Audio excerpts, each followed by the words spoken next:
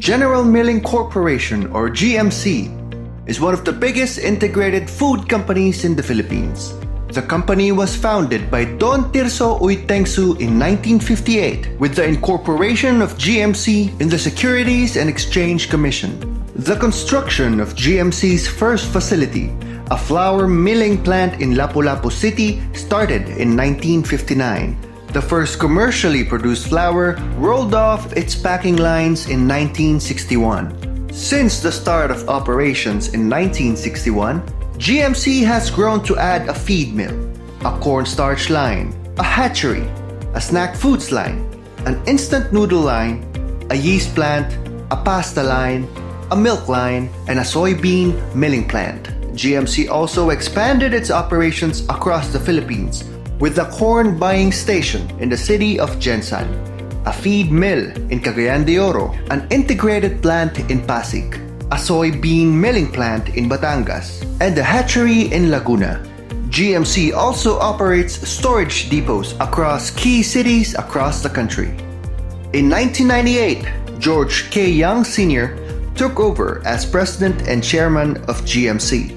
The tenure of George K. Young Sr. was marked by the stabilization of the business during the turbulent period of the mid-1990s. Mr. George K. Young was setting the foundation for the assumption of the management role of GMC by the next generation. In the year 2000, George U. Young Jr. took on the role of GMC's president. Under the helm of George U. Young, GMC focused on its core business. The organization was trimmed to maximize on its strength in flour, bakery products, and feed milling. At the same time, investments were made in modernizing these core businesses. The flour mills were upgraded. Flour blending machines were installed. A new feed mill was erected in Cagayan de Oro, and the feed mill in Lapu-Lapu was expanded to serve increasing customer demand. Recognizing the critical role of an efficient logistics infrastructure in the future of the business, investments were made in additional grain storage facilities, the redesign of the existing wharf in Cagayan de Oro, and the extension of the wharf in Lapu-Lapu. To better comply with the increasing customer expectations, the company has also streamlined systems to achieve halal certification, GMP compliance, and is now working for HACCP certification with FSSC certification. GMC also invests in its people. There's a continuous effort to conduct employee training for both hard and soft skills. GMC continues to be a key employer in the city of Lapu-Lapu. GMC believes in providing balance for its employees by holding summer outings, sports activities, and Christmas parties. GMC also gives back to the community. Employees engage in regular tree planting activities, support for schools in the community, and barangay outreach activities. General Milling Corporation has been built on the foundation of quality, innovation, teamwork, and the vision of its founder. We are a company that grew from humble beginnings. We are still humble and thankful. We are a company of people with a personal approach to business. Our customers have become our friends, and our employees have become our family. Our past has prepared us for the future. And if our history is an indication of where we are headed, then working together and succeeding together is our destiny. We are known for passion in quality products. We are Jet Millers.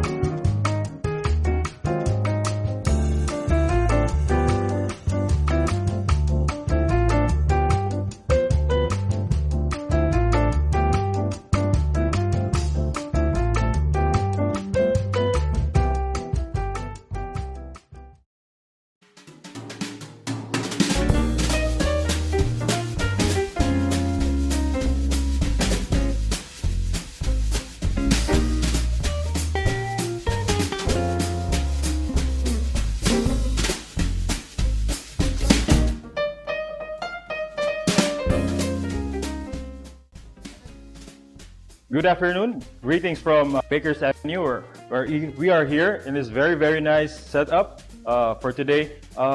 This is what first of the 3 sessions that we're gonna do with Baker's Avenue in partnership with, of course, General Milling Corporation. So I'm Chef Marvin. For today, we're gonna do some recipes, in particular, how to make some artisan breads. Also to that, making these artisan breads into more fancy, more items with finesse and great value and great presentation. So we'll just discuss some pre-ferments. We will do a ciabatta, we'll do a focaccia. We also do what you call this one, a baguette. So these items we will make and turn into something else. So I hope you enjoy all that we present or we prepared for you today. So basically, there's not much more I would say. Start, okay? So basically, we'll start off with making the pre-ferment. So when you say pre-ferment, it's basically a dough that is prepared in advance, fermented for us to be able to get more flavor, more acidity, more crust in your breads. So technically, it's more of a dough which has written in advance. Okay, so to prepare that, what we have here is basic ingredients. So in this demonstration, we'll be showcasing all of General Milling Corporation's products. So very nice product that I've used in years, all throughout my career, never failed me even once. So we have Swan all-purpose flour. Here we have the General flour. We have the Red Bowl cake flour, which is very versatile as well. You have the instant dry yeast, and you also have the active dry yeast. So these items, you could check them from stores. They are available in a lot of baking supply stores in Cebu and all over the Philippines. For example, we have them in Baking Depot in Ongkingking. We have in New Goodley in Carbon. We have in Alpa Arcade in Lapu-Lapu City. We also have in Baker's Avenue, of course. So we also have in Baking Buddies in Bacolod. We also have in Bake World Davao, Baker's Basket in Davao, and Madaluz in Mandawi. So I recommend all these products. I've used them. I've always worked with the GMC brand and also with the Baker's Avenue for a long time, and I assure you these are great products to use. Okay, so talking about the Polish, this is a pre-ferment which is really of high hydration. When you say high hydration, has a lot of water content. Okay, so basically it's a 1 part of water and 1 part of flour. So in this case, we're creating a batch enough for our recipe that we'll be doing today. Okay, so let's start off very basic.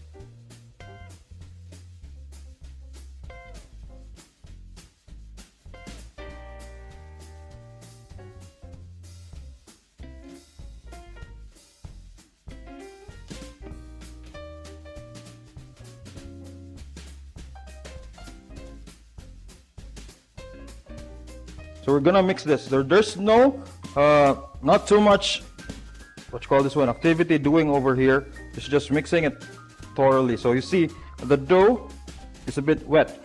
So what are the advantages of creating a Polish dough or a pre-ferment?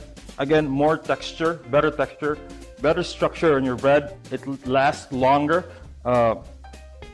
And number 1, it creates the acidity and the flavor that you cannot get from making a straight dough. So,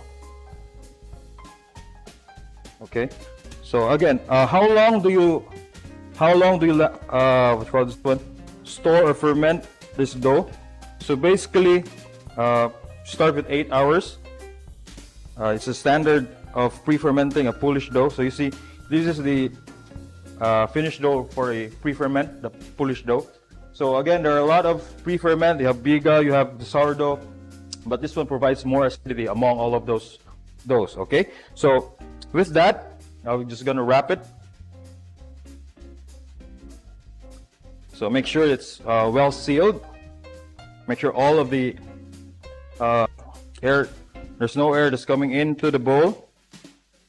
So basically, bacterial and alcoholic development is being established all throughout the 8 hours of the fermentation. Okay, So I'll show you how it looks like after basically 8 hours. So here, so of course we have prepared in advance the Polish dough. So as I've said, it's pre-ferment, which is of high hydration, high water content, so it's wiggly, no? Medyo, it's a bit wobbly, and it looks like a slime, no? But again, there is the flavors. You can smell the dough. It's a bit sour. It smells acidic, and there's a lot of flavor into that. So that's what you want. Okay, so basically, this is the first step. So this is the first step that we should do. Create the Polish dough and ferment it for at least 8 hours. So now, the next step is creating the dough. So this is the sponge. So technically, we're following the sponge and dough method. So this is the resemblance of the sponge, and we will create the dough. So for the dough, basic ingredients as well. So we have flour. And again, our breads that we're creating here are of, what do you call this one? I'm having a difficult.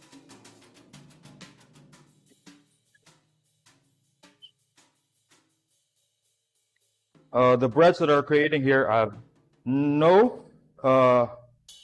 fat content. There is no sugar content. So healthy breads, artisan breads, they're very versatile. You can use them. As I've said earlier, you can make this into cocktail, or bruschettas, crostinis, which we are making today. So from these very basic ingredients, from quality products from GMCs, we will create a feast today. Okay, so I'll bring this close to the mixer, and we will mix this. Okay, so first I'll mix the dry ingredients. Ooh.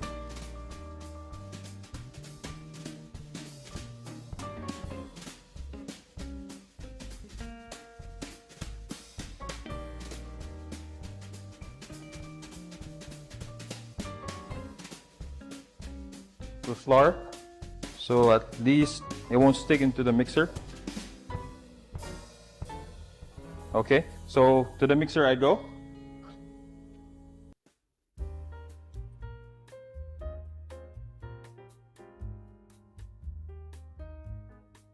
So depends on the capacity of your mixer, is the quantity that you are mixing. Okay. First, we have a great spiral mixer, so we have no worries about the quantity. At least it could need around, say, 15 kilograms at one time. But for this dough, it's only around 1,000. So we have our recipes on our screens. So for reference, you can check them out.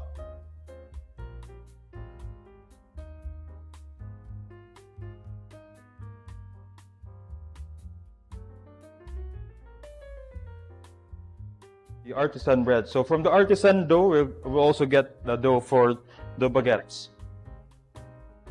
Okay, as a general rule of thumb, we always start with the low speed, of course, to at least give time for the dough or for the ingredients to bind together. And of course, binding them makes the process much easier. So we'll turn to second speed. So while I'm doing this, I'll also teach you about kneading the dough, using your hands or manually kneading the dough. Okay, so because not all of our viewers are with the mixer or whatever mixer that they have. But for this case, I've took some time to prepare a set which I could teach you how to create the dough using your hands. Okay, so what you'll need is a bowl, the same ingredients, of course, and technically we'll just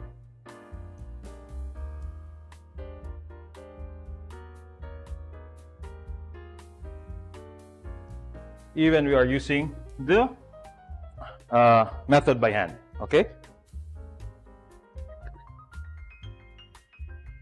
Okay, so you have water. Again, I'll mix first the dry ingredients. So for your dry ingredients, you have the bread improver. Baker's Choice bread improver, the Red Star yeast, the hard flour. Okay, so you could use the wooden ladle, or you could use the spatula just to mix it very lightly. Depends on the tools that you have. So, and lastly, you'll need the Polish dough. So we're doing two doughs at the same time. Me hand kneading the dough. The other side, we are creating the dough, mixing it by the machine.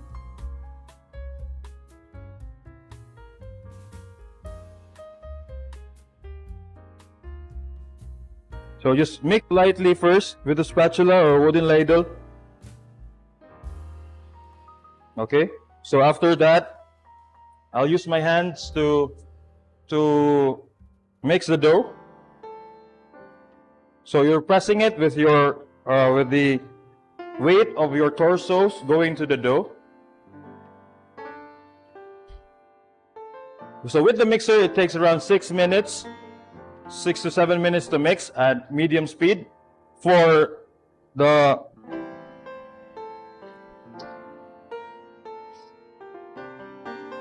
hand knead process, you have to mix it for around 10 minutes with breaks of, what you call this, resting the dough. Okay, so it gets a little bit messy in terms of hand kneading it by hand, of course, but it's a fun part. Okay, so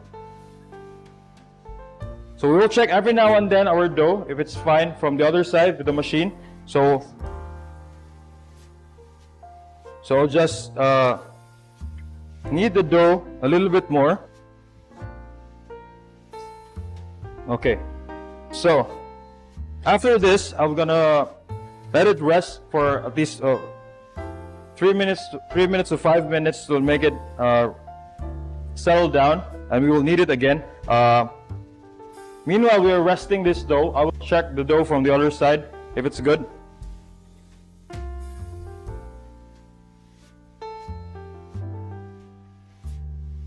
Okay, so here. So there are a lot of ways to check a dough. Mostly you have a basis of time and temperature. For the temperature of the dough, we only are getting around 27 degrees Celsius of the dough temperature. So how do you check the dough if it's good?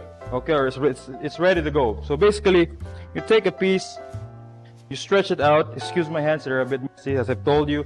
Kneading it by hand is a bit labor extensive. So you stretch the dough. It doesn't break, turns smooth, and doesn't break that fast when you stretch it. No, it's elastic, and you don't see any lumps or anything that is still a solid ingredient. So that's basically good to go. Okay, you don't want to over mix your dough and make it warm in the process. Okay, so let's take out the dough. So again, if you're kneading it by hand, no need to make this big portion of dough, or else you'll get exhausted for the rest of the day. Okay?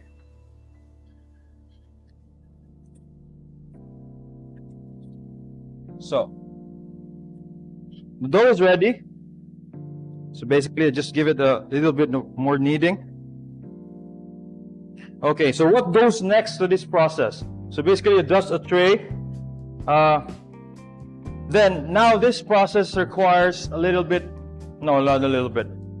patience, because compared to straight dough methods, this takes a lot of our time, at least an hour to rest, for us to be able to achieve a very light, flaky, and a great structure. So basically, we will let it rest for at least an hour. Okay, and cover it with a plastic to make sure that the surface doesn't dry out. So for the hand knead dough, same thing. You check the texture, you check the elasticity of your dough.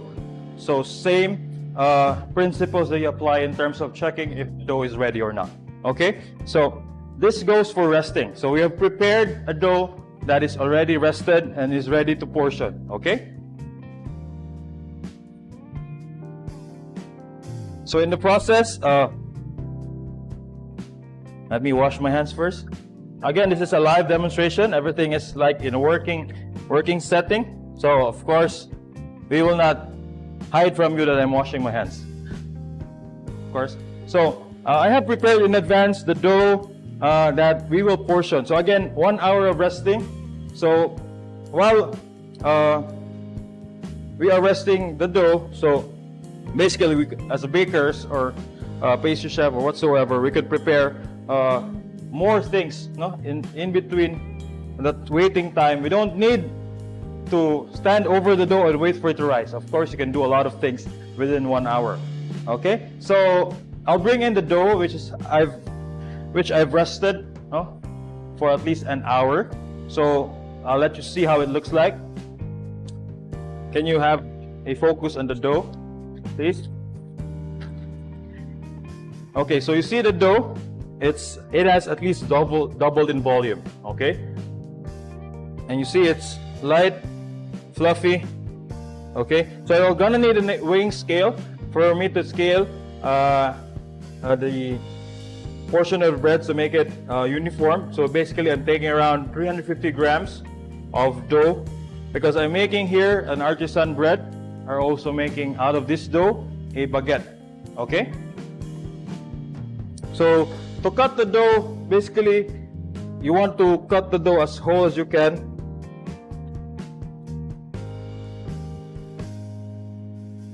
To preserve air that's inside the dough. So you'll need another tray in this case. So always dust your tray for you to be able to at least lift the dough easily when you're okay. So in this case, I'm using only because artisan breads you can do freestyle. So it's called artisan because it's a baker's standard. It's a baker's expression of what his bread, or what kind of bread he wants to make, and what his bread would be. So.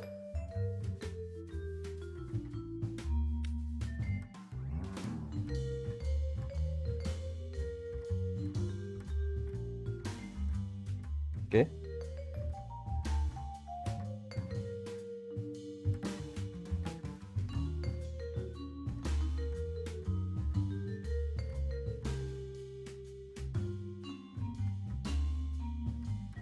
So most bakers also work with counter tables. They use with marble table. But again, when you're at home, you could use your countertop. When I started baking at home, I only used the dining table of ours. It is laminated, plastic laminated. It works. Doesn't affect your dough as long as you follow the techniques. You use the ingredients that are of quality. You can get quality products. Okay, so basically, this process goes through for the next few doughs that we have. So again, if you want to make it into a standardized dough, which has the exact weight all throughout, you could weigh it. You could just portion it according to the size that you want. It doesn't matter. Okay, what matters is the flavor, the texture, and again, it won't affect the appearance because we have time to form the dough and get it to the right shape that we want to. So again, after portioning this one, we need some time again. No, as I've said, we need patience. We need time again to rest the dough for around 20 to 30 minutes more, and after that, we will form it. Okay, so I have some batches of dough that I have prepared in advance for you to be able to see how it looks like, or what is the next process after the next 20 to 30 minutes of rest. Okay, the dough. So basically, around 20 minutes. Can we focus on the dough? Around 20 minutes, it rises a little bit, around 10 to 15%.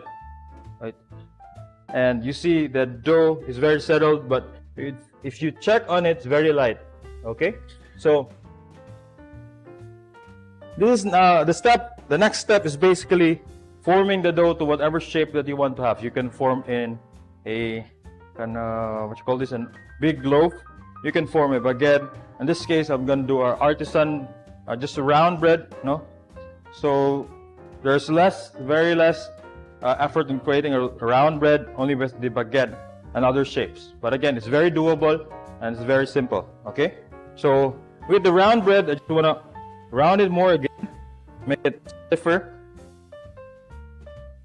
by pushing the surface from the inside, going more, so the dough will be more what you call this one, tight.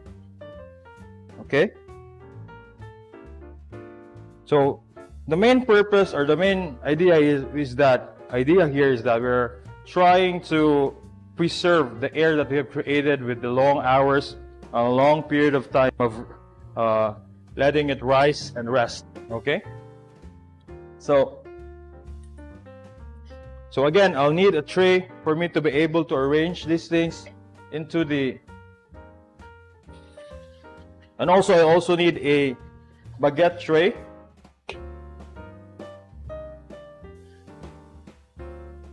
Again, does some. Okay, so it's very delicate. It's very delicate. There's air inside. There is a. As I work on it, I can feel that the dough that I'm creating is with a lot of flavor, a lot of texture, and I'm very excited of how this pans out. Okay.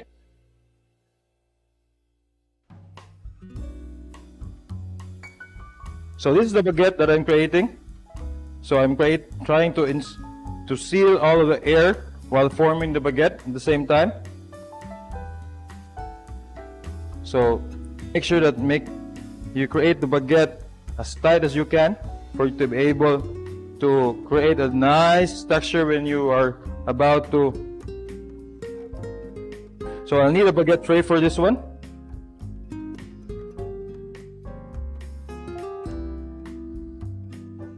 Okay. For the other artisan bread, I create into a big loaf of bread.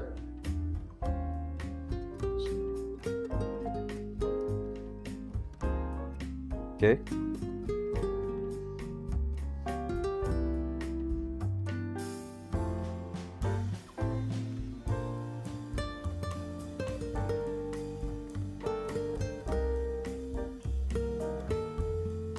Okay.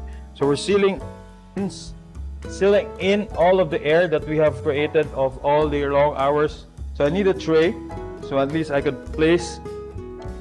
For the baguette, you could use a baguette tray, you could use a regular tray, but again, the advantages of having the tray is that you'll get great form in the baguette when you bake it.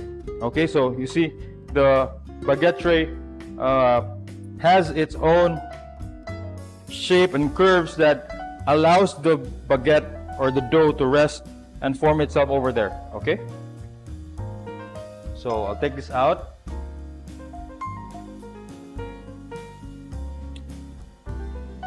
So little bit of flour.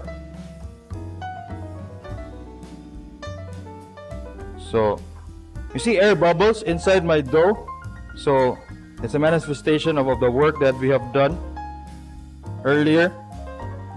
So you could make your baguette shape sharp from the edges. You can make round or whatsoever. So, but the idea here is that we're creating the baguette with a lot of texture and the flavor that we want. Okay, so depending on how long your baguette tray is of course the length of your baguette dough. So this goes like that. So we'll create a few more of that with these dough. So earlier also I have prepared a set of doughs. No, we have at least took a step advance in creating the doughs, because again, after you shape the dough, or in terms of the bakers in baker's term, after you baston the dough or form it or shape it, at least you have to let it rest and rise again until you get the desired volume.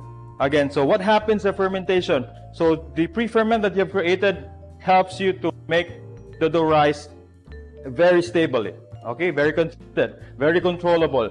Okay, so it's not rising from left to right, making your dough ill-advisedly shaped. No, so it's very, very presentable after we have done it. So let it rest for another 20 to 30 minutes, depending on your humidity, depending on the room that you're working in. Okay, so earlier I've prepared also a dough that's ready for scoring. Okay, so when you say scoring, technically for others, it's just a basic design. So here, after 20 minutes, the dough has risen. So can we check and have a close-up with the dough?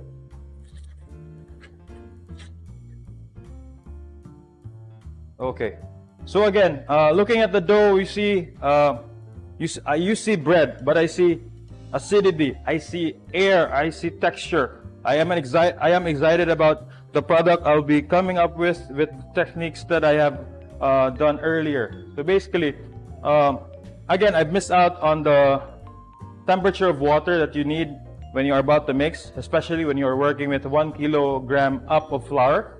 It's better for you to use cold water, okay? Cold water. And also for the hand knead process, you could use the yeast straight away, or you could use the active dry yeast and soak it in water. Okay, so talking about the scoring process, again, for others, it's basically a chance for artisan bakers to say, specifically, it's a chance for them to put a mark, put a stamp on the on their characteristic as a baker. So basically, there's a chance for you to create a design. But other side of that is that the scoring allows, okay, basically gives your dough a chance to rise evenly, okay, to exert the air or oxidate evenly, that your shape will not be bursting of the other side or one way or the other. So it rises evenly, it's consistent, it's controllable. So scoring, basically, you could use a sharp cutter, you could use a sharp knife, you could use a blade, so whatever the case may be. So for people who are watching it at home, you could use a blade. No? You could use also a cutter's blade, which I'm currently with right now. So just gonna cut some here. So we'll cut a portion of the dough where its opening is basically creating or releasing the air from the inside, making the dough rise evenly. So for technical reasons also, they make it as into odd numbers. So okay, so you may also dust it with what you call this one, the flour, to create more texture and a greater appearance.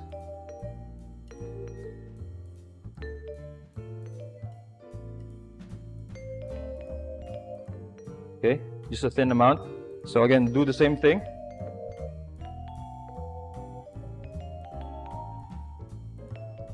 People from GMC are very, very good at this craft, I would say. They really study this craft, take time to analyze each and every component of the dough, how it reacts, and how its byproduct is affected by all of these processes. So basically, this is a part of the scoring. So we could give this time to rest, but basically the dough, as I see, is ready to go to the oven. So you preheat the oven at 200 degrees. With our venue here, we have a really, really nice oven with a steaming capacity. So its oven has a built-in steam option. But for bakers at home, we could always improvise. Okay, so you preheat your oven as at 200 degrees around for stovetop gas type ovens. It's around setting of 7. Depending on the brand, but mostly it's around 7 or the max. So we will put in the dough and the molder. If you don't have the molder, again, no problem. You could use the tray, or there's just slight differences.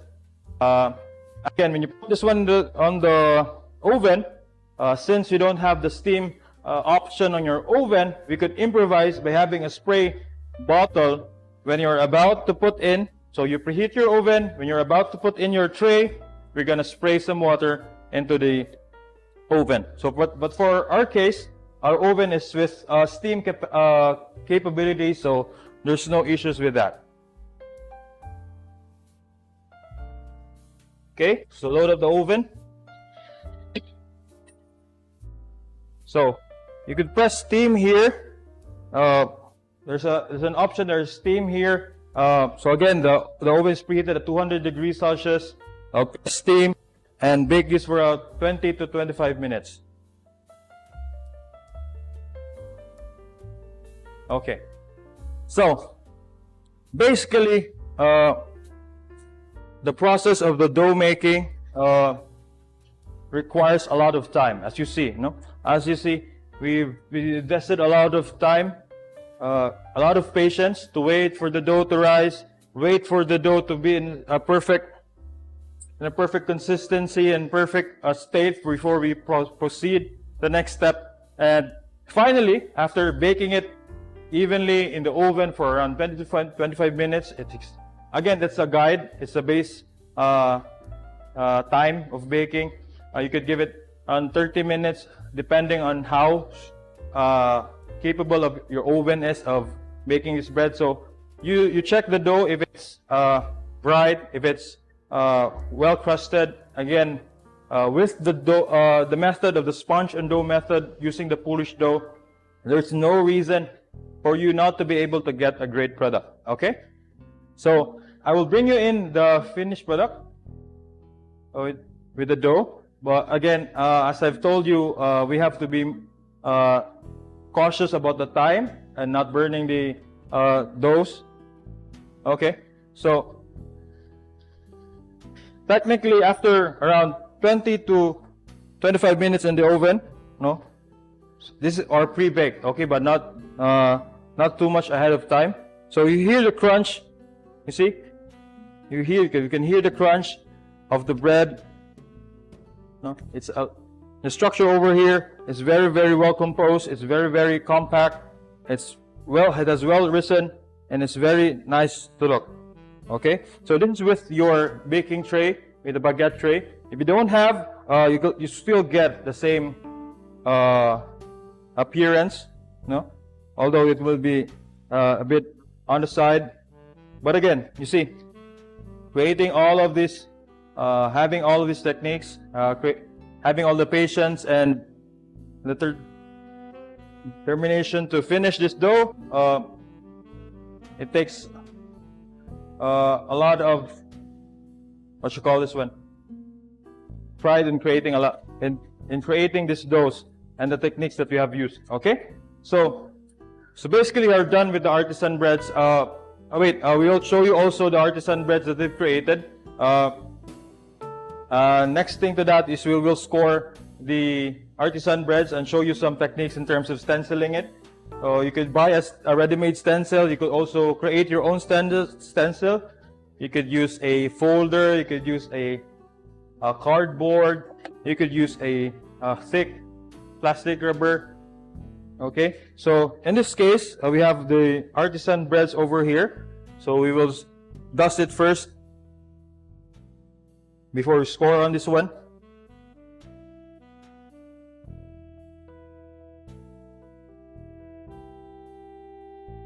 Okay, just a thin amount. This one we will stencil. So again, you use the same blade. So for me, I just want to make a shape that I wish to create. For you, you can just create abstract cuts, as long as, again, you release the air. So again, I'll create some scores over here, and make sure you're handling the dough a bit with care. Of course, this is a light dough. It is full of air. It's very delicate. Again, the stencil I was talking about earlier, this one I pre-made. I've cut manually this one, so I draw in a folder and created this impression. Okay, so this goes into the bread and we will dust. So a bit airy here.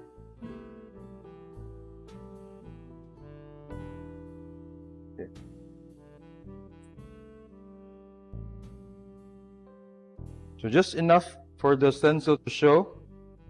So again, this is creating an impression of the dough, stamping a mark on your bread as an artisan baker. So same thing that goes to the baguette. We will put in the oven, steam, provide steam on it. If not, we will improvise. So same process, around 30 to 35 minutes of cooking time, and basically after that we will get the texture and the appearance that we wish to have. Okay, so I have baked also in advance the dough for the. So after 30 to 35 minutes of baking, I will show you how the artisan bread looks like with the stencil and design and all. We have in this particular process, we have used the general flour. Next item that we'll be creating is the ciabatta. Okay, it's Italian flatbread. Still, we'll be using the Polish dough as a pre-ferment to create the more desirable texture. Again, our demonstration for today is part 1 of the 3 demonstrations that we'll be creating together with General Milling Corporation. So first for today, we'll be doing breads. Next session, we'll be doing a bit more complex item with pastas. Okay, so there. So we have a question over here from our viewers. Okay, how can we create a steam in a gas oven? Sprayed water, and how often? Okay, that's a very nice question. So basically, as I've said earlier, we can create steam into the oven, into the process, by spraying with a spray bottle with water. So how often it is created, it is done or executed at the first step. When the oven is preheated at 200 degrees and you put in the baguettes or whatsoever bread that you're baking. So there, after that, when it's inside, you spray with the spray bottle of water. So you'll hear some sizzles of the water. So that when the water touches the bread or the surface, it creates steam, making the bread more crunchy from the outside. So that's basically it. Okay, now I'll show you the artisan breads that we have created, the finished product of our artisan breads, to show you the impression that we have created earlier, the the stenciling and the scoring on the dough. Okay, so again, as I've said earlier, these products are trial tested. They are very with high reputation in terms of quality, so there's no worries in terms of recreating this recipe. So again, so I have the artisan breads over here. So you see, it's very light. It's very natural color. It's very bright brown, and it's evenly risen. You can see over here. So basically, the scoring is an impression of yourself. If you want to make a stamp of how your bread to look like, it's basically up to you. Okay. So the next step is the ciabatta. Okay, so we will put this aside because later we will create recipes with these doughs, with these breads. Okay, for the ciabatta, technically we need the same ingredients. Okay, again, all the process of the 3 breads that we're creating here, we will use the Polish dough. Okay, so again, this goes into the oven. So I'll put the Polish dough into my dough or bowl of flour.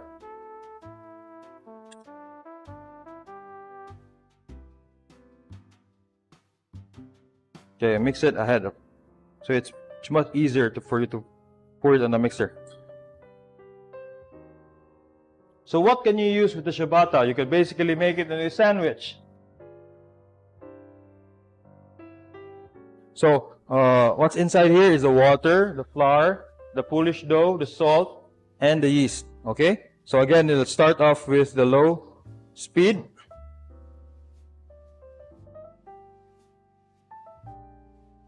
Okay, so what happens inside a mixer? Basically, aside from binding all the items together or all the ingredients together, we are creating friction inside.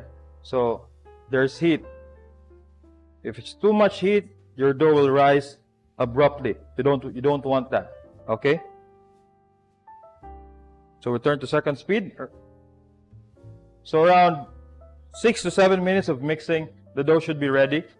Okay, so when you check the dough, same principles. You get a piece of dough, you get a little bit of amount, stretch it out. If it's elastic, does it break that fast? If it's a bit shiny and fine texture, then basically you're good to go. Okay, so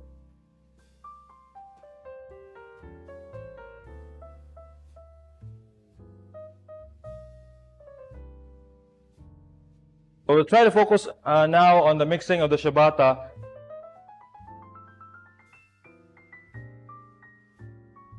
Very, very good in terms of using them into doughs for sandwiches. You could basically, it's a very versatile kind of bread. You could use it for savory. You could always put some different fillings.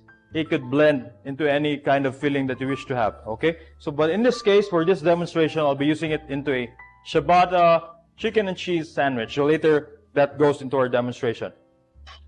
Okay. So we'll try to look now onto the mixer. So mixing the dough, we will not fully develop the dough. So when you say fully develop, it's too fine, it's too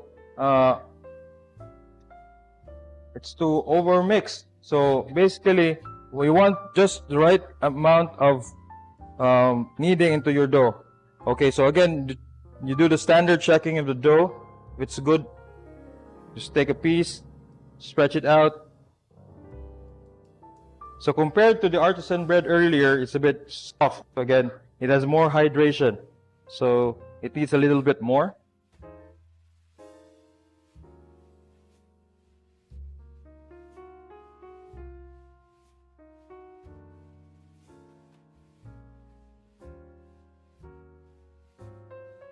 So again, let's double check it.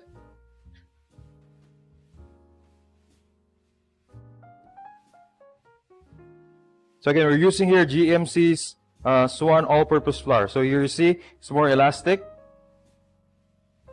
Okay, let's try it again. See, doesn't break that fast, although it leads a little bit more. Just a little bit. Okay.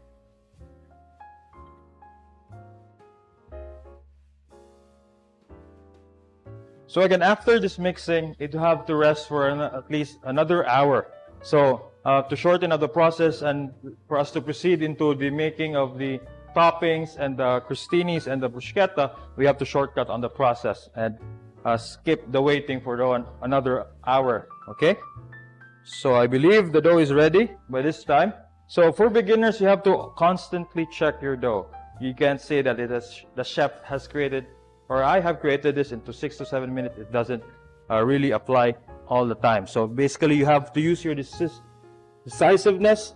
You have to always check it if the dough is ready or not, of course.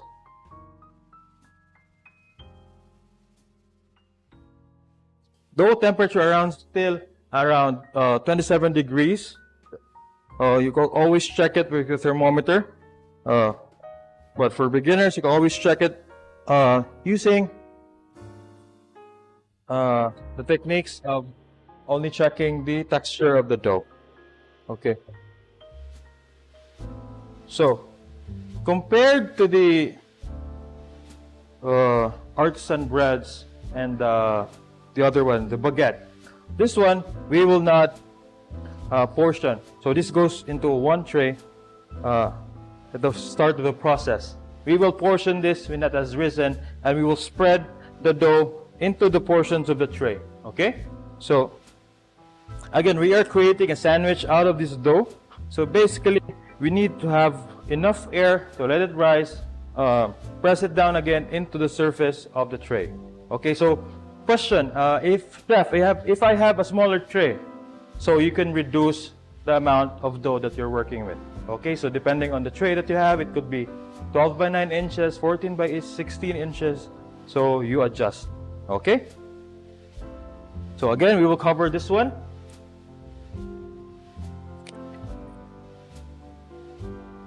Okay, so we can flash the recipe again of the ciabatta.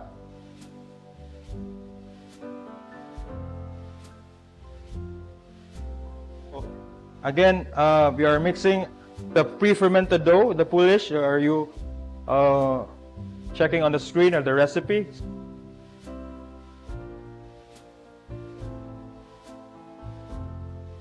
Press the dough into the sides of the tray. What happens if you press it too early? If you spread it too early? Again, the dough has strength from the mixer. If you press it too much, it will shrink again. And number two, you won't have the amount of air inside of your dough. It will be just flat, very little air bubbles, which you want into a artisan bread or a ciabatta. And the process of creating flavor and texture, specifically the texture, will be a sacrifice. So again, the patience is very crucial here. Let's wait for the dough to rest for at least an hour. Volume up, at least a double in volume. So I'll bring in the dough that I have created advanced and let you see how it looks like when it's rested for at least an hour. Okay? Okay. So here, it's very big, chef. So what are the things you have to check? Again, it has doubled in volume. Okay, so when it has doubled in volume, it tends to be very light. It's very light, and you could always can easily spread it into the sides of the tray. So we will dust it with a little amount of flour on the top to make it more workable. Again, you can do two techniques with this one. You could press it to the sides, but you must be very, very careful and delicate with your hands not to overwork it. Okay. Or another option is that you could use a rolling pin to stretch out the dough into the sides of the tray. Here. So be careful not to work the dough in a way that it would not be too flat and all of the air will come out. Okay, so we will take a little bit of more rest for the dough before we spread it evenly on the side, because again, after this one we have to rest and have a little bit more patience in terms of because if we pull it too much, it will lose all of the air that's inside. Okay, so we will rest this for another 15 to 20 minutes and let's work it with it again. The crucial part is the resting process. If you force the dough, you lose all of the things that you have created in advance. The air, the crucial handling. Okay, so after a few minutes, when the dough is a bit more manageable, so technically we'll have a dough like this and has risen already, ready for portioning and baking. So what I'll do next is basically I will portion it to a size that fits my requirement. So basically my requirement for sandwich, the one I will be making, is on 4 by 4 inches. So at least I'll have more space to fill in whatever in the world I want to put in a sandwich. So if you want to go healthy, if you want to indulge with something fatty and be sinful, eating some delicious breads and fillings, then you could go.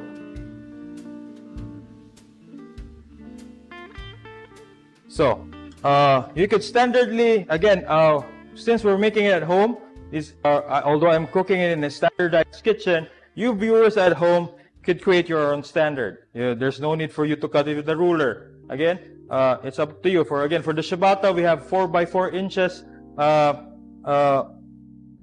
requirement for us to be able to have at least enough space to create, fill out with toppings. Okay? So I'm using here a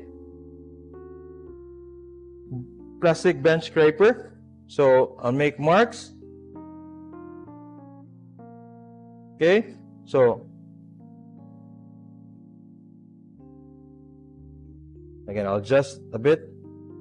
So let's say we will utilize this portion first.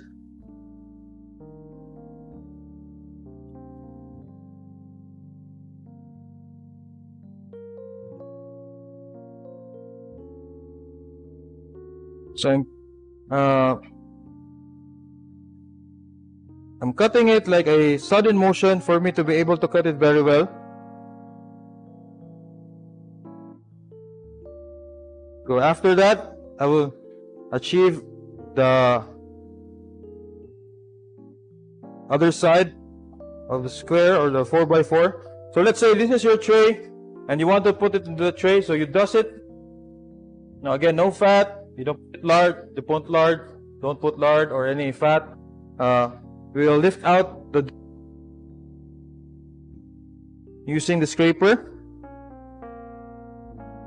I handle it with care. Okay. So basically, you do this until you finish all the portions of the dough. Okay. So I will skip to the step and at least let you see how the ciabatta bread looks like when they're already portioned and formed. Okay, so this one we will go straight to the next process. So basically, after this one, we will wait for another 10 to 15 minutes to let it rise a bit. Just get a bit of a rest from the cutting process. Let it rise for at least another 10% of its volume and bake it. So same temperature, 200 degrees Celsius, 20 to 25 minutes will do, depending on the oven that you have. Again, this bread is perfect for a sandwich. I could say this is very good for a sandwich because of its versatility. Okay, so when the dough is about to rise, I have also a batch of ciabattas that are already good to go. And then there are also some that I've baked in advance, so I want to show you how it looks like after the 15 to 20 minutes of rest. We'll put it in the oven and how it looks like, how brown it is, how well textured it is. Okay, so here, so from the 4x4 inches that we have cut, it will expand just a little bit, but no worries. But again, we're building our own standard of bread because we're doing it at home, or let's say it's normal that it rises a little bit. So I will cut the dough to let you see the insides of the bread, of how it looks like from the inside. Okay, because all of the work that we have done. Okay.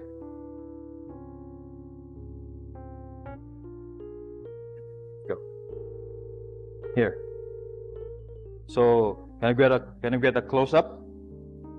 So the air from the ciabatta after all the resting process with the straight method, a straight dough technique.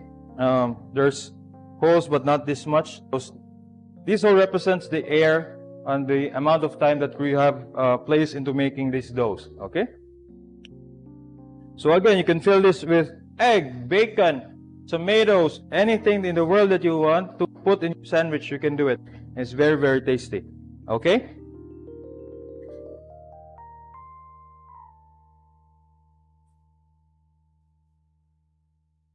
So again, the ciabatta is a kind of a flatbread, very versatile, and me myself is a fan of the ciabatta. Okay. So next thing that we'll do in this demonstration, the last bread that we'll create, the focaccia. So we will do one big tray of focaccia and put some toppings on it. We have onions, we have Italian herb. We put some tomato, concasse, put some cheese, put some basil, and put whatever you want in a pizza. Again, this kind of bread is very popular. So it's made but again, it is made already with a lot of versions, a lot of adaptations. a lot of interpretation of different cultures. So let's start off with making the dough for the focaccia. So I hope our viewers are catching up with the shortcut time and the amount that we are cutting, waiting for the dough to rise. But again, this is the most important thing is in the recipes that are flashed on the screen. The procedures. There's no secret in this recipe.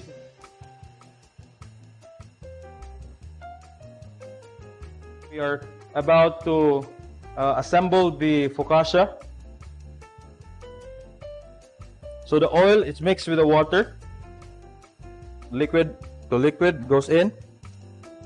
Okay, so again, the Polish dough goes into my flour and into the mixer after. So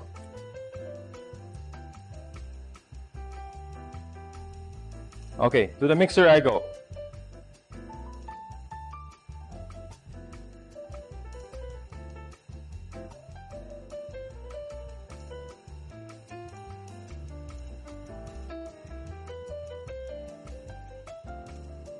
So in doing a focaccia, you could do two things as options.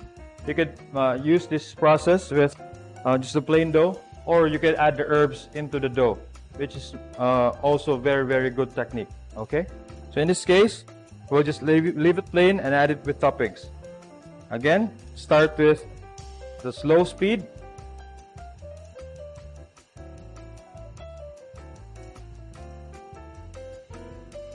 Okay, so after a few seconds, we'll go to the second speed, at least 30 seconds.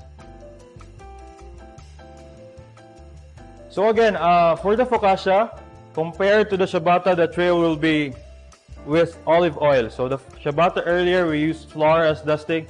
This time, we will use olive oil as the bedding for the focaccia. So basically, the olive oil preserves every flavor.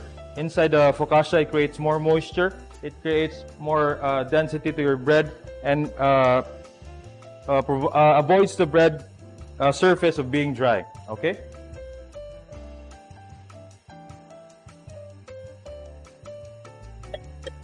So, I'll need some olive oil. Okay? More olive oil. So the olive oil goes into the tray like this. Okay, so spread the olive oil evenly into the tray.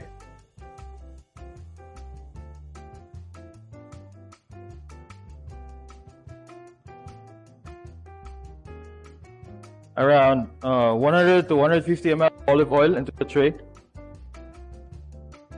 You don't want your focaccia to drown as well, not too much. Okay, just for this amount is enough already.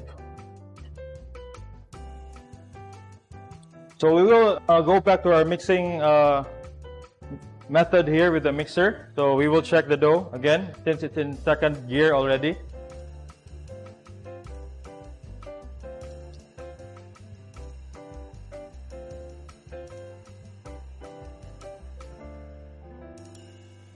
Same thing with the ciabatta. The focaccia is also high amount or high hydration content, water content. So it tends to be a little bit more softer than the artisan bread.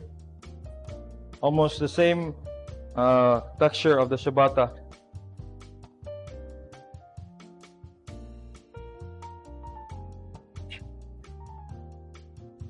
So again, these breads that are done in the mixer, you could always do it in using your hands. The hand knead method. It's just that it tends to be a little bit messy, but it's never a hindrance not having a mixer of making a bread. So personally for me, I've created breads. I started without a mixer. So I've practiced making these breads without a mixer. There's no reason for us at home not to be able to create this one. So the same thing that as I've shown earlier, using the bowl, using the yeast, that is, you could warm the yeast ahead of time using the active dry yeast, mix it, the same process, you check it if it's elastic. So basically the same principles you apply with the hand knead procedure. Only that you need more Of course, you need more patience, and it tends to get longer in terms of the time preparing it. Okay. So again, I will check the dough every now and then. Okay. So I'll get a little piece of dough. Try to stretch it. Okay, so you see, dough is very fine, not doesn't break easily. It's very, very nicely kneaded dough. So basically, that's the thing that we're looking for here.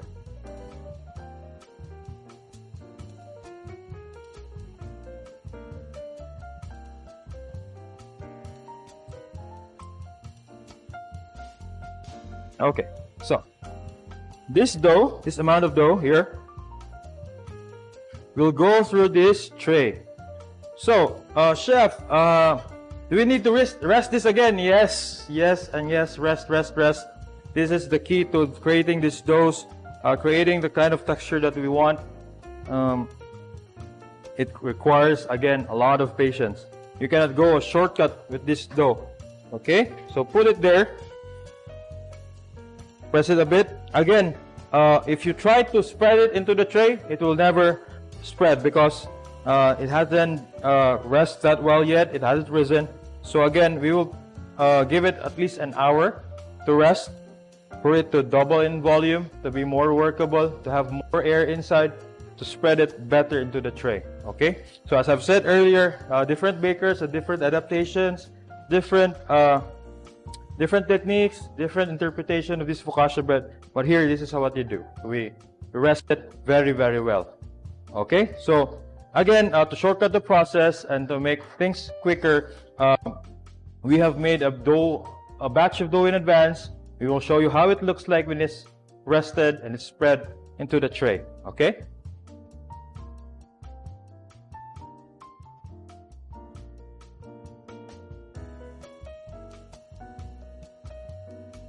So over here, as you see, this dough has risen around almost double its size. It's very soft. See? Can you have a closer look with the dough? See? Here. So we will try to spread the dough depending on how much it allows it to spread it. So basically, we need another resting period. We'll put a little bit of olive oil on top. And in your hands to then try to press it, spread it around. Again, this dough, if you feel the dough doesn't spread that well that much, do not force it. Let it rest for another 15 to 20 minutes until you reach the sides of the dough.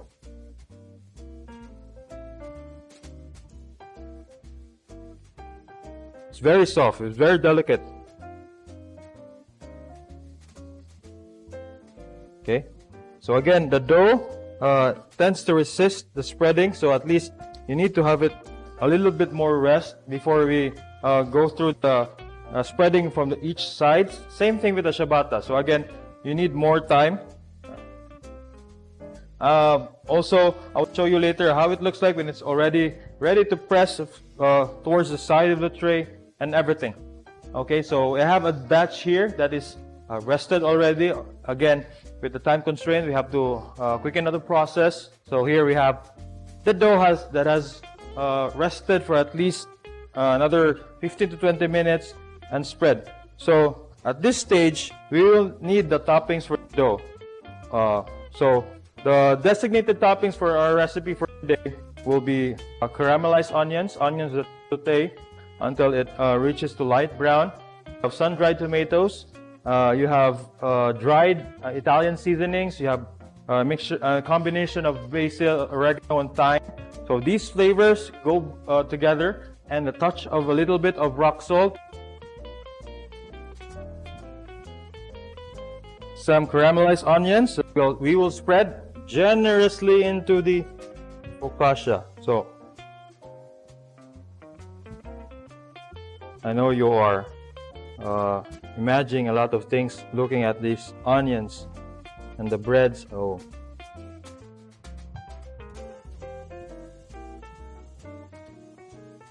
Okay. So this works a bit greasy. Okay. So the sun-dried tomatoes, you also spread all over. Also need the Italian seasoning.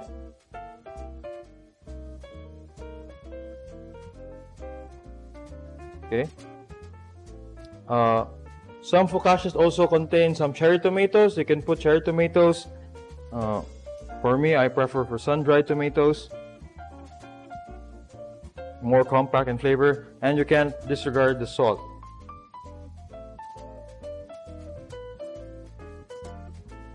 Okay. Then I'll put some Italian seasoning. So I'll press on the dough a little bit to create some passes of air for your dough to be evenly spread out. Okay, so the dough is very delicate, as you see. Okay, the Italian seasoning. These are dried Italian seasonings, mixed of basil, oregano, thyme, which is the base of all the flavor and the Italian feel of this bread. Okay. Again, there's an option of mixing it in the dough, the creating of the dough in the mixer. You can add the Italian seasoning in that process as well. So after this stage, we will let it rise for another 15 to 20 minutes. Lift it up again, get the volume that you wish to have, depending on the thickness, around 1 inch to 1.3 inches. That's good for baking already. So I have preheated already an oven, still the same temperature, around 200 if you're using a home oven or the gas type stove top oven. For us, we're baking this one around 170 to 180 degrees for around 20 to 25 minutes again. Okay, so this one is due for baking. Okay,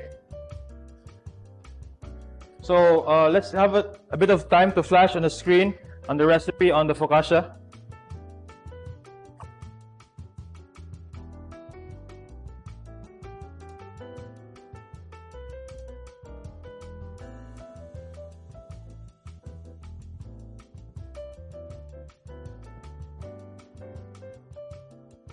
Okay, so technically after resting the dough, it goes to the oven. Now I will let you see how the focaccia looks like when it's done. So again, the caramelization of the onions will create flavor. The aroma of the onions are unbelievable. It's awesome paired with the Italian herbs and the sun-dried tomatoes. So I'll let you check it out. Here, so let's have a closer look into the focaccia. So see, the onions are well cooked. They're caramelized very, very well. Sun-dried tomatoes, the herbs. It creates a perfect balance into the whole bread. So these breads, again, we will create another whole dimension of recipes. So I will create with the artisan bread some toast. With the baguettes, I'll create some bruschettas, some crostini, and different toppings that goes well with the bread. Okay, so there will be a transition time. I will bring in some equipments and utensils for cooking, and the breads that are finished, we will reutilize them for the next part of the demonstration. Okay, so while we're having that, we will flash the recipes for the shrimp and tomato basil bruschettas while we are putting in all of the cooking tools and the ingredients for the next process. So you have garlic. So the garlic here is for rubbing onto the bruschetta. Okay, so I'm using our technique of pan toasting the bread that we have created earlier. Rub it with garlic, basically to add more characteristic to the bruschetta. So bruschetta is served as a starter, a bread starter into a course of meal. So mostly in fine dining, Italian, Mediterranean service, they give this bread as a more of a starter to ignite your palate and ignite the senses of taste. Okay, so in this recipe, as you see, as flash on your screens, you have white onions, you have shrimp that is peeled, you have balsamic vinegar, something is very authentic Italian. You also have ripe tomatoes, which are cut in dice.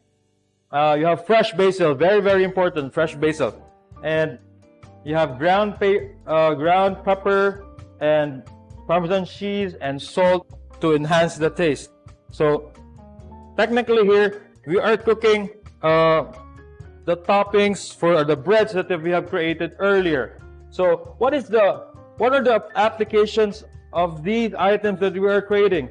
Again, you can boast them into your parties, some gatherings. No, you can create these recipes with finesse and serve it into your parties to your friends, families, whatever the occasion may be. These recipes will really stand out from the others. Again, these are the theme of our demonstration for today, and for the next demonstration is trying to create something from the normal bread, creating it into something more fancy, creating more finesse and more interesting factors into cooking that you cannot imagine you could do at home. Okay, so a 5-star setting at your home. Okay, so I'll start off with some ingredients again. That's basically the bread. So please excuse me some time to prep. So here I have my tools. Now I have need the ingredients for the tomato and basil bruschetta. I need also toast, or the breads that we have created earlier. So in this case, I will be utilizing the, what you call this one, the baguettes. Okay, so I need the baguettes.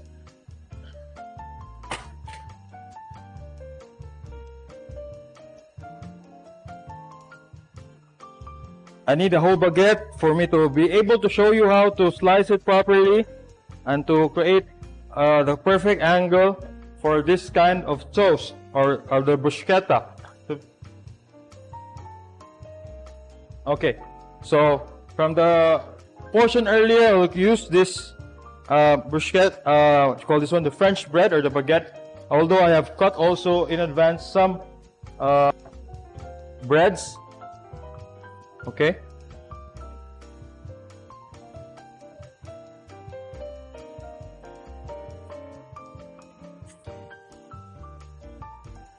Okay, so now I will cut the bread into an angle that elongates. I don't cut this way, give an angle for me to have a wider. You see the crunch when I slice onto the bread? See? Can you give a closer look? Okay. Although this bread has been baked hours earlier, it's still crunchy. Okay, what size do you need? You need this size. Okay, so basically I need the sizes of this one, at least 4 slices, to show you how to make this kind of toast into a fancy and elegant one. Okay.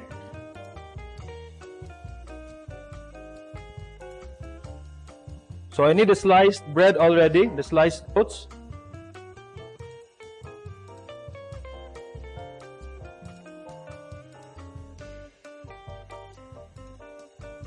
Okay, but before that, I will have to prepare my topping. So again, we will go through this process. So now, olive oil. So can we flash on the focus on the cooking pan?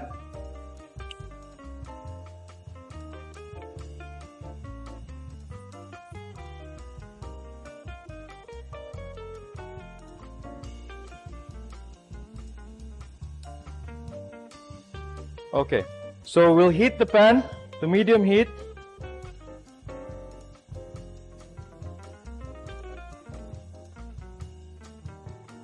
Okay.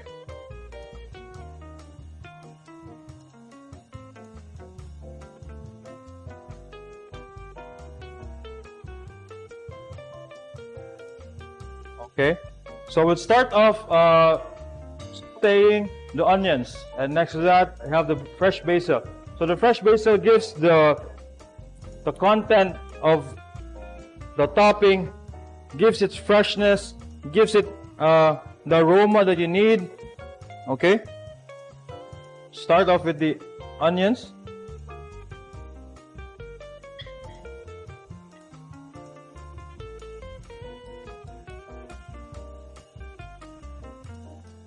Okay, so we'll cook the onions till light and translucent.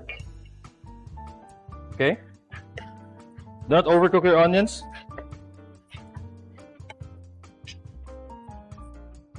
So there are a lot of types of bruschetta in this demonstration. I'm be using a tomato bruschetta with shrimp.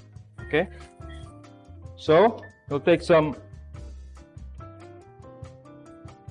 portions of basil, freshly. You tear them into pieces. Okay, there you go. Saute them. So when you say saute them here, the flavor comes out of the basil.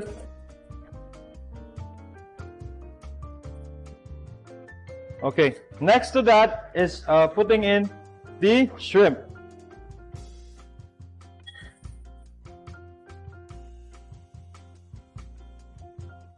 Okay, so I'm working at a heat that is medium.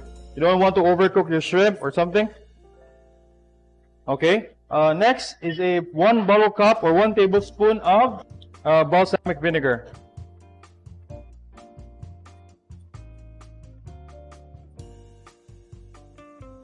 Okay.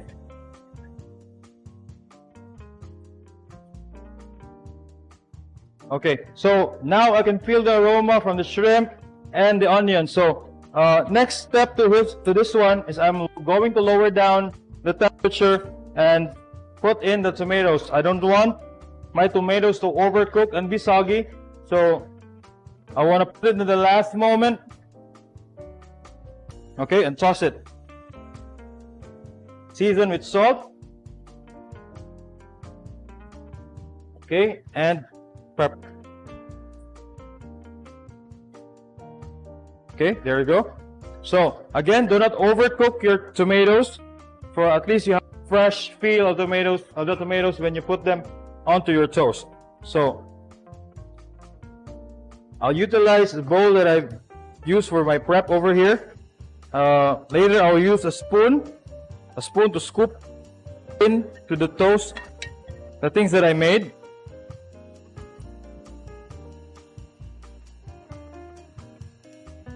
Okay, so here, so I'm putting this aside. It's because I'm gonna toast on the pan. You can toast on the oven your bread. So basically we're creating, again here, this is from the baguette that we have created earlier.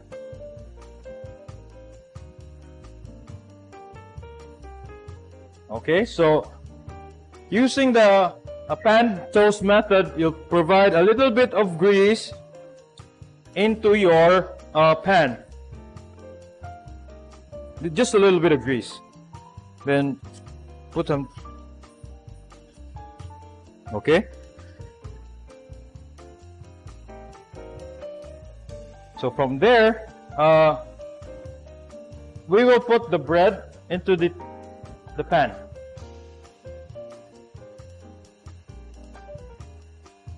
So what I need in my assembly of this one is the garlic, the cooked bruschetta, and the other things goes outside of the equation. Okay, so I hope you're keeping up with the ingredients that I'm doing here. So basically these are very common ingredients. You have Parmesan cheese, the garlic, the tomato, the onions, the basil, nothing fancy, but the end product is very, very good and of high quality. So when the pan is hot, you can put the toast over there. So again, there's olive oil. So you don't need to drizzle it with olive oil on top. It's the time we flip it. So around 1 to 2 minutes, you can toast the other side. Another 1 to 2 minutes for the other side. So if you want to toast in batches, you could use the oven. Set it up at 145 degrees, 140 to 145 degrees, around 10 to 12 minutes. Then you have a great toast. So I also want to add some flavor in my toast by rubbing into the toast some garlic. Okay, so it's a standard Italian style in the bruschetta. You rub garlic for more flavor, more attitude on your bruschetta. Okay.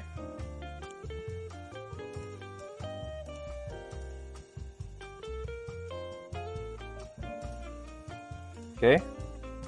So we're working on the other side now. So when do you know when the bread is toasted already? It has a crust already. Okay.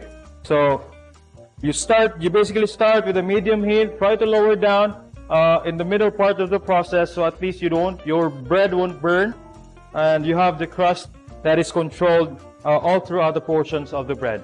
Okay.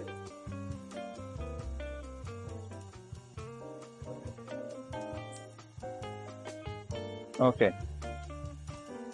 So now I'm taking out the bread from the pan. Okay. So basically I have one extra. I'll save it for later. So I have 4 breads. I will get a container for this one, but I will be assembling this in front of you. Okay. So first, again, I will rub some garlic into one side. Here, rubbing some garlic onto one side of the dough.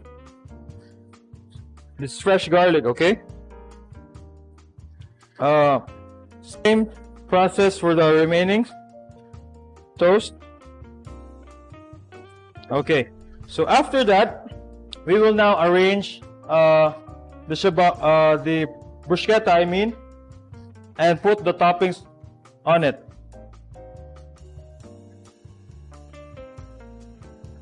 So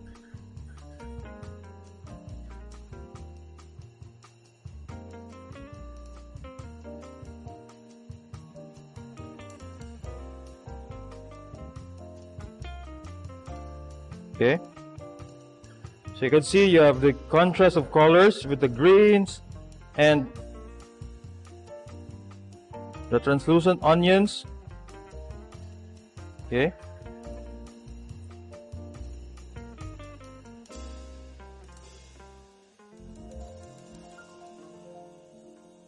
So when you put the topping on this one, you don't put the sauce or the drippings of the bruschetta. You don't want your bread to be soggy, okay?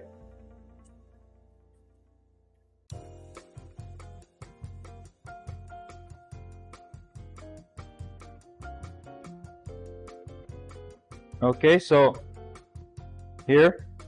So you have 4 toasts.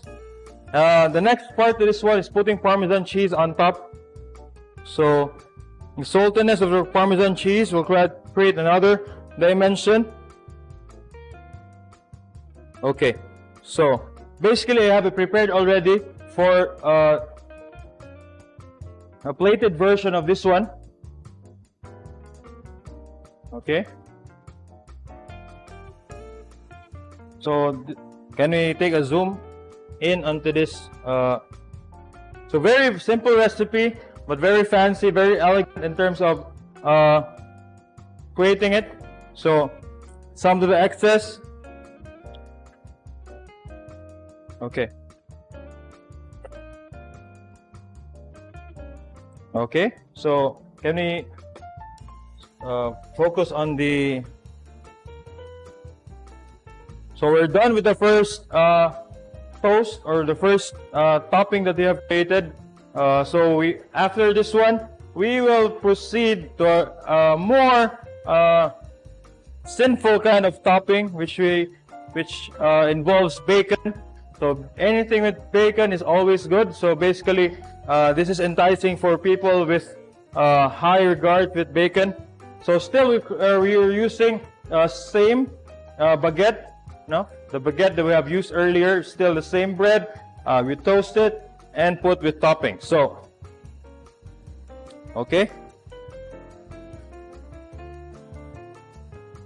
So we can put this one aside, the one we have created, the tomato bruschetta. We're good with this. Okay.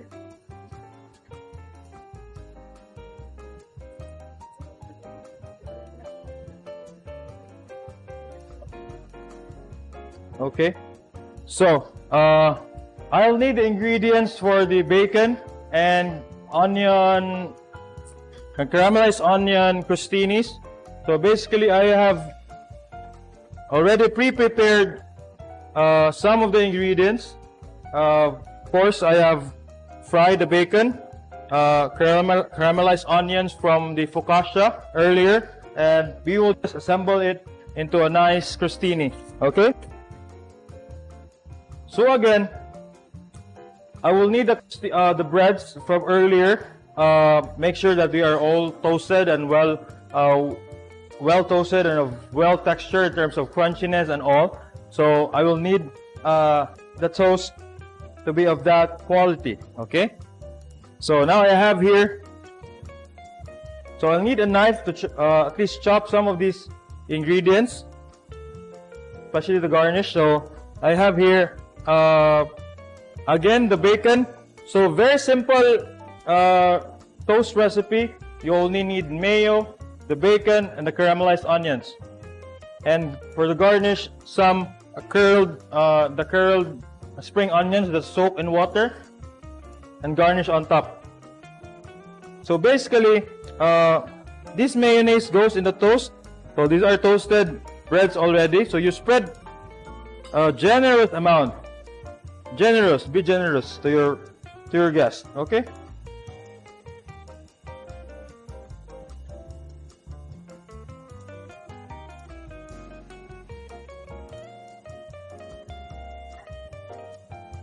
So I want to greet all my colleagues and friends that are watching right now, all the bakers from Cebu, all the bakers from Luzon, the Visayas and Mindanao are watching and patronizing the products of GMC. Thank you for your support all throughout.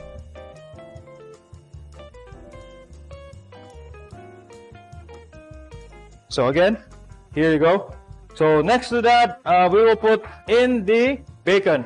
So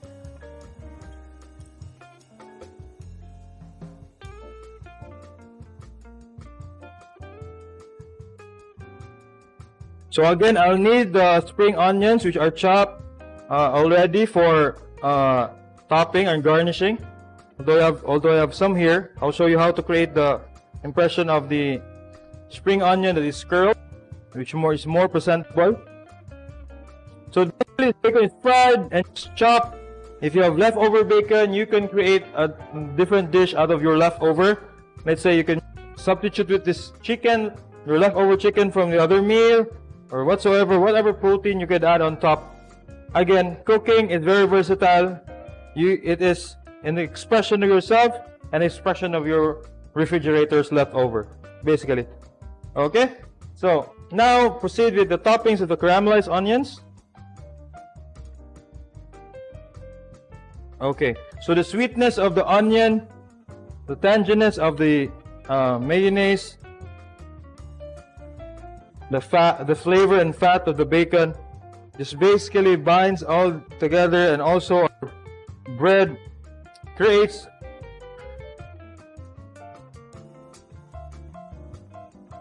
okay. Now I'll garnish it with some spring onions on top to create contrast, more flavor, and a distinct. So again, if your friends pop out to your parties and see this, oh my God, they would like this. So basically, this simple recipe creates basically makes your party a thing to remember. Okay, so together with the bruschetta that we have done earlier, so this is a dish that will step your game up in terms of making a great party. So again, it's very doable at home. We've created this out of the ingredients that we have made earlier, the bread, we have the bacon, the onions, nothing fancy in terms of the ingredients, nothing very rare to find. Everything is in the supermarkets and together with the products of GMCs, which are available widely in some baking stores. There's no problem replicating the things that I'm doing here. Okay, so here, so let's get a little bit of close up into these items.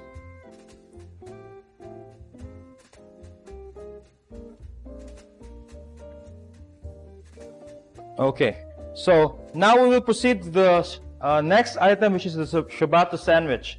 So basically the sandwich, the ciabatta dough that we have created, turned into a bread cut 4 inches by 4 inches, and we will create a sandwich out of this bread. Okay, so let's quicken things up. So this bread, we'll set aside the bread for later. Okay, let's go.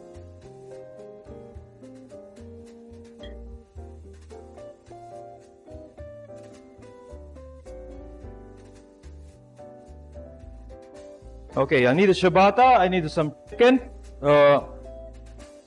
some Italian seasonings, the cucumber, the lettuce, the tomatoes. We have, for this recipe, I'll need a yogurt, a spread, and 2 kinds of cheese, the Parmesan cheese and the cheddar cheese. Okay? Okay, now, in the ciabatta. So this is basically the ciabatta we have created earlier. It's very, very nice texture.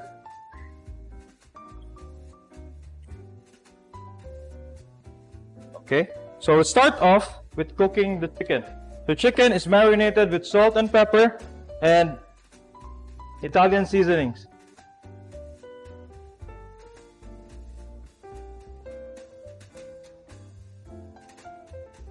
Okay, so drizzle your pan a little bit of olive oil.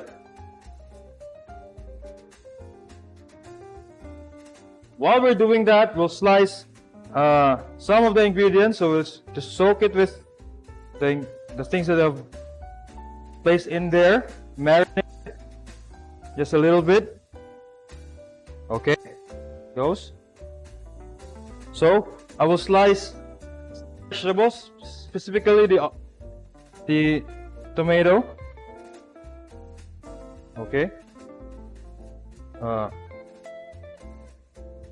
More cucumber.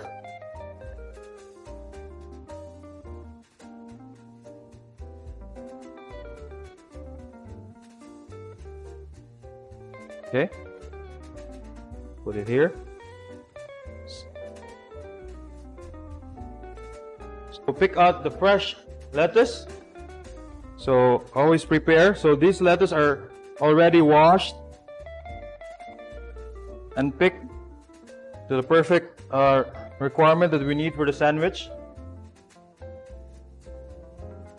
So here, if you wonder what are these red lettuce called, these are lolo rosso. These are a kind of lettuce which are red, curly. It provides another dimension of color. Its flavor is very sweet. Okay, but the most sweet lettuce is the what you call this one, the iceberg lettuce, which is also very common. Okay, so on off. Okay, so now the chicken. So I'm cooking at a high temperature to start, to seal all of the juices inside. Okay.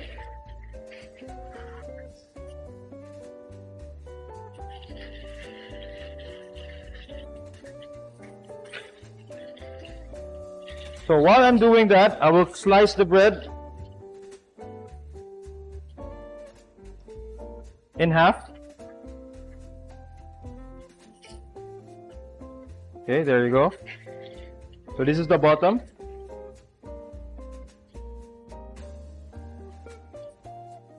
You don't want to overcook basically your chicken. You don't want it very dry. Just right amount. Okay. So with a vegetable sandwich or cheese and chicken and cheese sandwich, whatever vegetable you wish to have, you want to put onions, you want to put more different, you want to put avocados, you can put So there's no restriction in terms of vegetables. And in terms of the cheese, you can add Emmental, goat cheese, blue cheese, whatever cheese that you wish to have, you can add it. So at least 2 kinds of cheese for this recipe. To make things more interesting, I'm adding spread of yogurt. Spread of yogurt. So this gives the fresh feeling into your sandwich. Okay, the fresh taste of the yogurt. Okay, so while I'm cooking the chicken, and at the same time, I'm assembling my sandwich. So next to that, I want to pop in my greens, the lettuce, the 2 kinds of lettuce.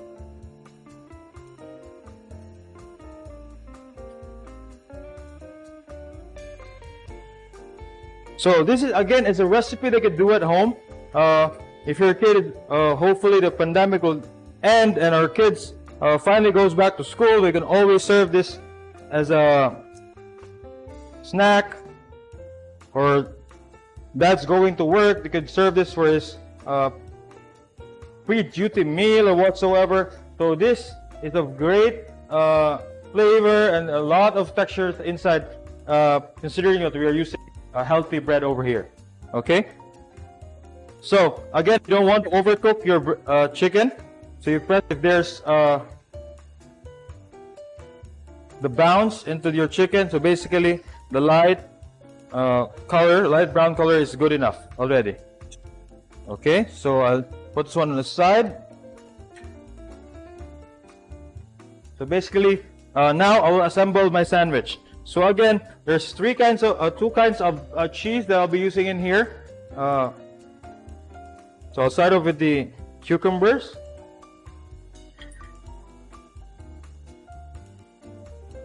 Okay, the tomatoes. You want to add the chicken. You want to arrange it the way it's very presentable. So be generous with your chicken. So you want protein on your dish. Okay, now you have the chunk of cheese.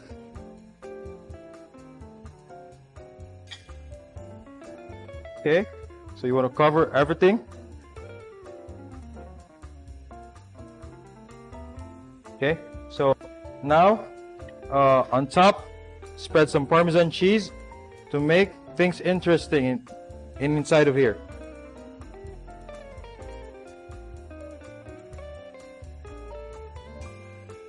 Okay, so after that, I'll top it off with the top portion of the ciabatta. Okay, so that's basically it. So out from the ciabatta that I've made earlier, we have created this dish already. Okay, so you have a very good sandwich. Again, very versatile, the ciabatta bread. But in this case, we used in the chicken and cheese and vegetable sandwich.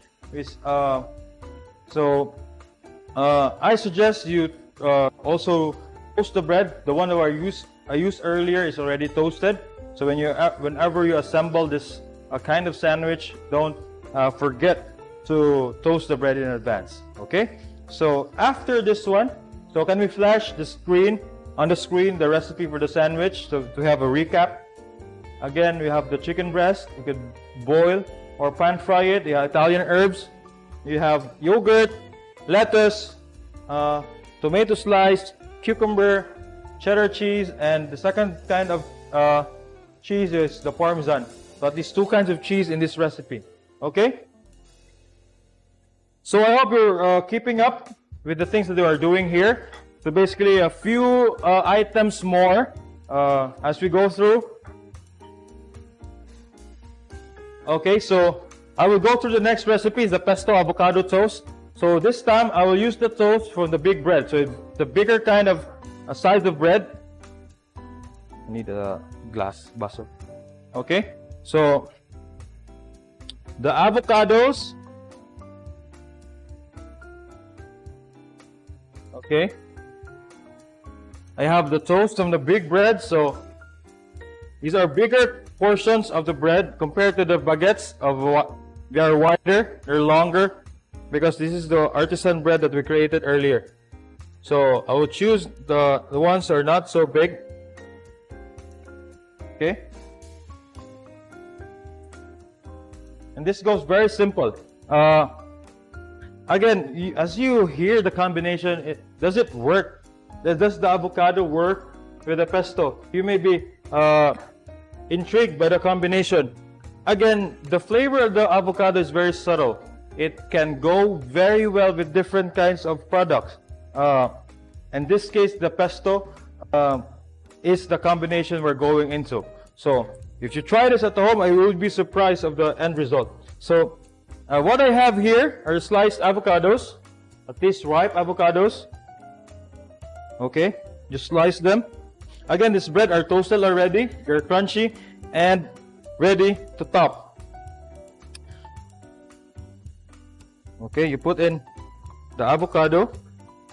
So the avocado gives color. No? Again, so when you pair this together with the other ingredients or the other toast that we created earlier,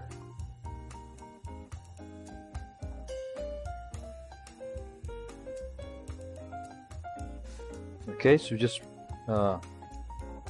spread over the things just like that. Okay, next to that, I'll need a spoon to scoop in the pesto. So here, can we get a closer look? So it's normal for the avocado to have some spots. No, it's normal from the fruit of the avocado to have this kind. Okay, we have a question over here. Can I use the brown flour to make the ciabatta bread? Certainly, yes. It's just we have to adjust on the hydration and the salt content. But to answer that question, yes, very, we can do the ciabatta with brown flour. Okay, again, it's just a matter of the hydration. And again, you could always insert the sponge and dough method that we've done earlier. Okay, so I hope I've answered your question very well. So now I need a spoon to scoop some pesto over here. So these things are very common. You have pesto, you can buy it at supermarkets. The avocado may be in season, but when it's in season, you can almost find them everywhere. Okay, so let's get a slight look onto the recipe for the avocado toast. So basically, you have the avocado. So the recipe tells you 100 grams, but again, if you want to indulge and be more generous with the avocados, you can always put more. And the pesto, you can add also the generous amount of pesto for this toast, just enough, around 1 tablespoon per toast.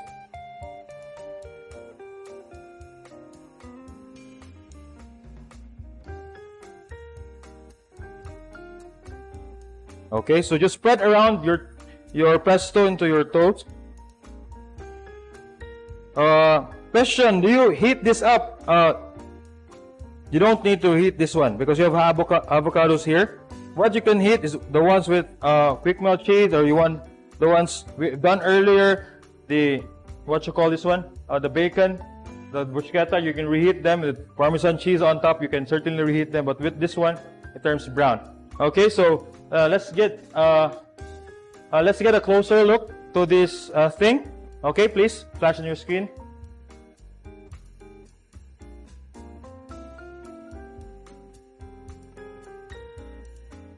Okay, so now we will proceed to the next and last toast that we'll be doing today, the egg and tuna melt toast. So basically, I'll need the fry pan again to cook the egg. So no brainer, just an egg, but I want it perfectly cooked, that is very well and very presentable. So I want to set aside this toast, please. Just put it here. I'll just put the toast here. So I hope our audience is catching up with the things that are going on here. So earlier we've made some breads. Now we're creating toppings and making the things just very, very interesting as we go through. So now, basically the last part or the last dish that we'll be creating is the tuna melt, egg and tuna melt toast. Okay, so the combination of tuna, fried egg, sunny side up, mayonnaise, and the quick melt cheese. I can add some onions into this one also. I want to add some onions. So first thing, you want to cook the egg.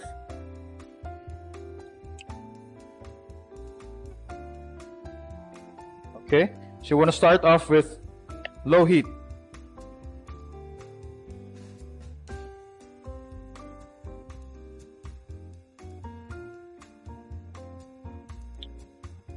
Okay, so while we're doing that, I need a toast over here for me to assemble the items. Okay,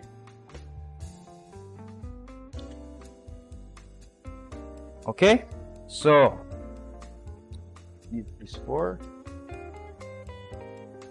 So I have here 4 toasts that I'll be creating into a very, very delectable egg and tuna melt toast. So the egg you cook at low heat, so that goes there. So while we're doing that, we're putting some mayonnaise. Again, the bread is already toasted. It's a perfect crisp and texture. So there's no worries about that. And again, our toast from our baguettes we have here.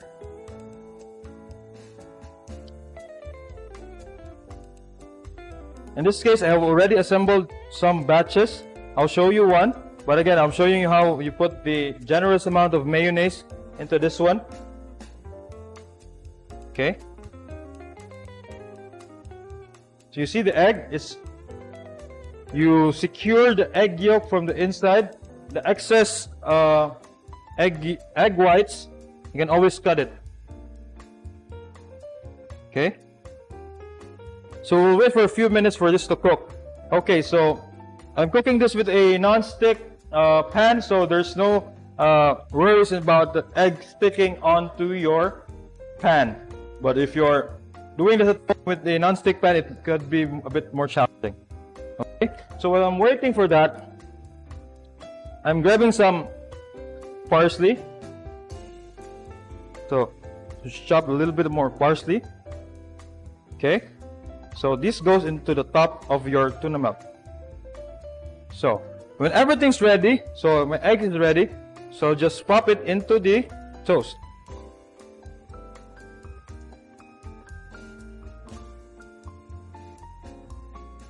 Oops. There you go.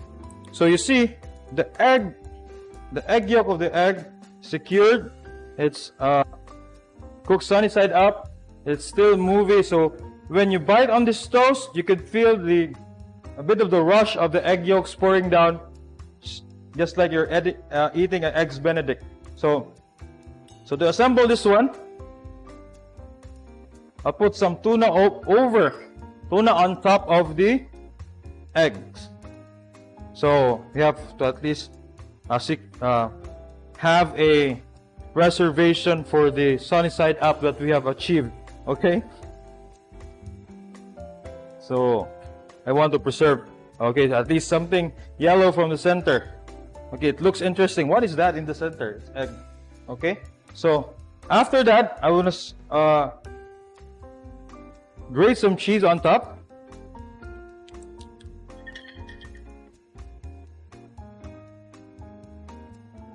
Okay, you can be generous with the cheese. Okay, everybody loves cheese. Almost everybody. Okay, so now after this one, I'll put another component, Parmesan cheese, to make it more interesting. Okay, and lastly, you garnish it with these parsley. So what happens after this one? This toast goes back to the oven. You could cook the top with a salamander. You could put it in the pan like this and cover. Whatever the case may be, the important thing is that you will melt the cheese from the top. Okay, so basically let's give a what you call this one. Can we flash the recipe for the tuna egg and tuna melt toast, please? Okay, so So here you see the recipe, corn tuna drained. Basically, the more generous you are, the better. Okay, the more the better always. Egg, at least one per toast. Mayonnaise, the more generous you are, the better. Quick melt, the more the better. Parsley, just a pinch of parsley to create. Again, so I will show you the toast that is already put into heat again. So please, I want to show you this one. Okay, so just enough heat to melt the cheese on top and coat everything together and bind them together. Okay, so here you see, can we have a closer look with this one?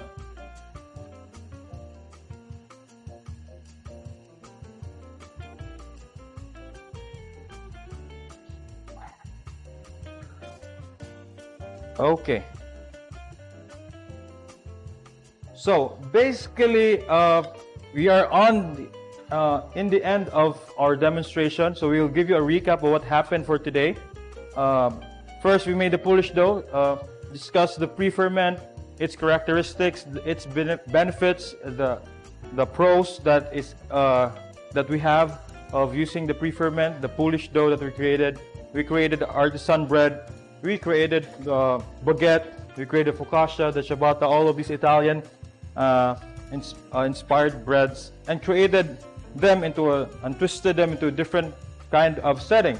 We made into a toast, we made crostinis, bruschettas, things that are fancy, things that are you think you can't do at home, but when you saw our demonstration, yes, you could do it at home. So there's no hindrance, or there's no way that we cannot make this, especially with the help of the products from GMC. So slowly we will be cascading all of the items that we have done. So okay, so I have saved some space for the things that they have done earlier. So please bring them in, the items. We could also show them the bread. These are the artisan breads that we have created earlier. The baguettes. Okay, can we get a closer look of the items? Okay.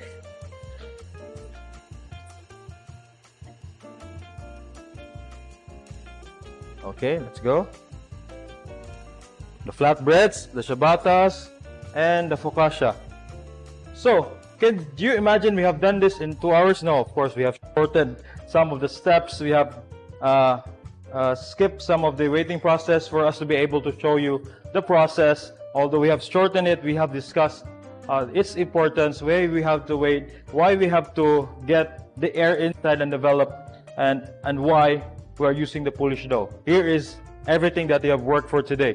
So I would like to thank all of our viewers that are streaming with us right now, people from the Luzon, the Visayas, and Mindanao, and all people from states, since we are live on Facebook, and it catches everyone in the globe.